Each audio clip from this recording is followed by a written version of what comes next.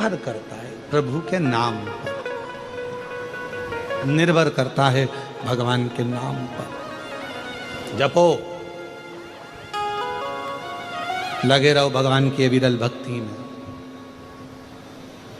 लगे रहो भगवान के भजन में, दोनों दूर रहेंगे, दोनों।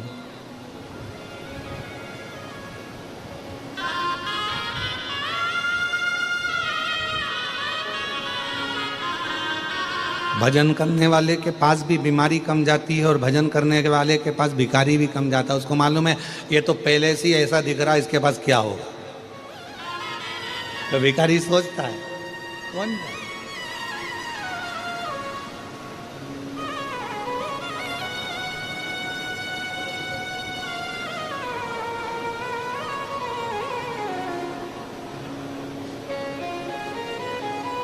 दूर है, कह रही है, भगवान शंकर का चरित्र कह रहा है। हाथी ने परमात्मा को पुकारा, कोई नहीं आया, तब परमात्मा आया, अपना गरुड़ छोड़कर आ गया। सीमा नहीं है मेरे भगवान।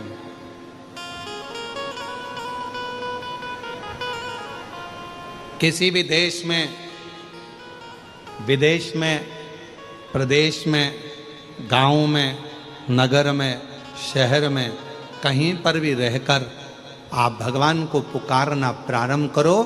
मेरा भगवान ये नहीं दे। अब आपके यहाँ तो ये तेलंगाना में तेलुगु चलती है, कर्नाटक में। एक बहन जी ने पत्र लिखा है, हम तो कल बोलने वाले थे कि किसी को कन्नड़ आती हो तो हमारे पास आकर पत्र पढ़ दो, हमको पढ़ना नहीं आ रहा। उनने कन्नड़ भाषा में लिखा है। एक बहन जी ने तेलुगु भाषा में पत्र लिखा और आगे शुरू में हिंदी में लिख दिया और लिखती है, और उसने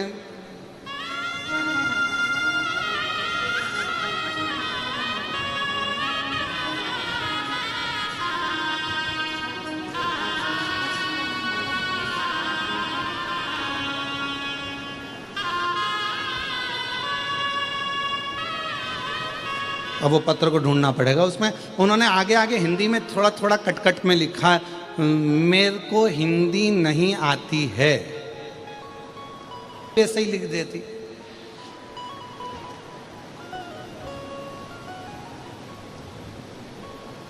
अब उसके बाद में उन्होंने वो पत्र में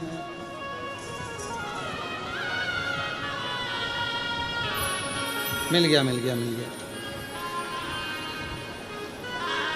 अब ऊपर तो उन्होंने लिखा,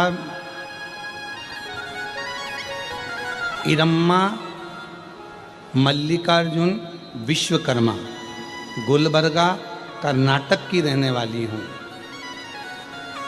मुझे हिंदी बोलना, हिंदी ज़्यादा लिखना नहीं आता।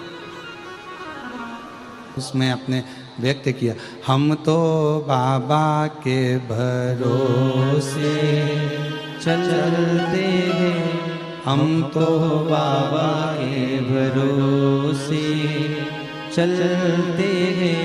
ये दुनिया वाले जलते हैं, ये दुनिया वाले जलते हैं, हम तो बाबा के भरोसे चलते हैं, हम तो बाबा के भरोसे चलते हैं। तो जो दिल से भाव से आपने लिखा, कहीं पर भी रहें, कोई प्रदेश में, कोई देश में, विदेश में, कोई जिले में, कोई शहर में, तुम्हारा मन पड़े जहाँ रहो, पर मुख से अगर भगवान का नाम पुकार रहे हो, हृदय से श्री शिवाय नमस्तुभ्यम कह रहे हो, तो ये निश्चित है कि पुलिस की सीमा हो सकती है, भारत की एक देश की सीमा हो सकती है, प्रदेश की सीमा हो सकती है, जिले की सीमा हो सकती है, तहसील की सीमा हो सकती है,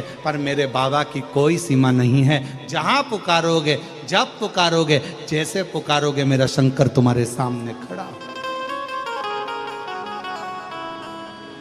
वो सीमा से हटा हुआ है,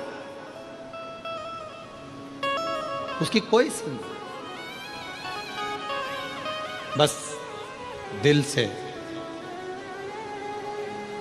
हृदय से शिव को पुकारो। जैसे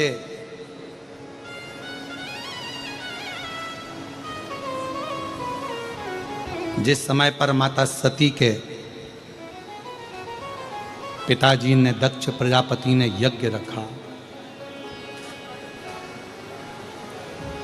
सबको आमंत्रण दिया, सबको, पर माता सती जी के यहां कोई निमंत्रण नहीं दिया।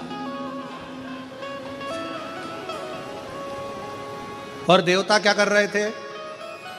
देव ऋषि नारद जा रहे थे तो कैलाश के ऊपर से जा रहे थे, इंद्र जा रहे थे तो कैलाश के ऊपर से जा रहे थे। क्यों? क्योंकि माता सती देखे और सती जी को लगे कि सबको निमंत्रण पत्र भेजा गया, पर मेरे पिताजी ने मेरे यहाँ ही निमंत्रण पत्र नहीं भेजा। ये दिखना चाहिए।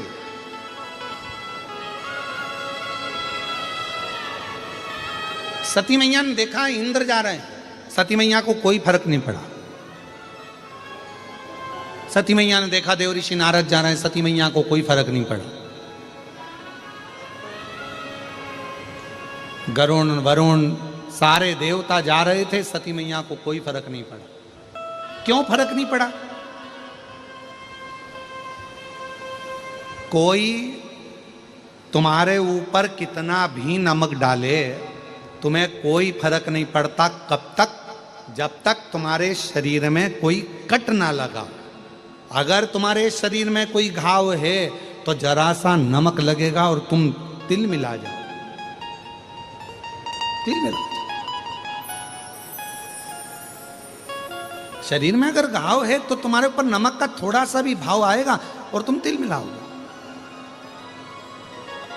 जब तुम्हारे शरीर पर घाव ही नहीं है, तुम्हारे शरीर पर कोई कट ही नहीं है, तुम्हारे शरीर पर कोई चोट ही नहीं है, तो कोई कितना ही नमक डाले, तुम्हारे शरीर पर कोई कितना ही नमक डाले, उसका कोई तिल मिलाहट आएगी नहीं। पर जैसे ही शरीर के ऊपर यदि कोई घाव रहेगा, शरीर के ऊपर यदि कोई कट रहेगा, शरीर के ऊपर कोई भी स्थान रहेगा, तो फिर वो नमक अपना असर करेगा, फिर वो नमक असर करता है।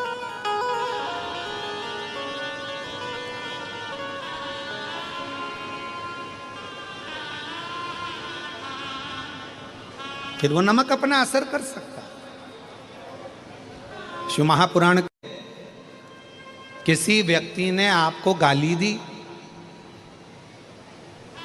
गाली असर कब करेगी? जब आपने गाली को वापस पलट कर यदि जवाब दिया है तो वो गाली आप पर असर करेगी। पर गाली कब तक असर नहीं करेगी? जब तक आपने पलट कर जवाब नहीं दिया। कोई पलट कर आप जवाब ही नहीं दे रहा।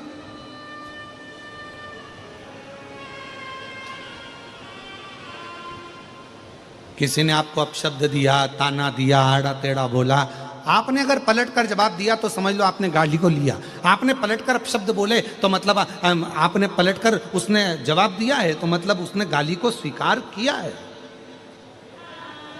एक महाभारत का बड़ा सुंदर चरित्र है महाराज। जिस समय पर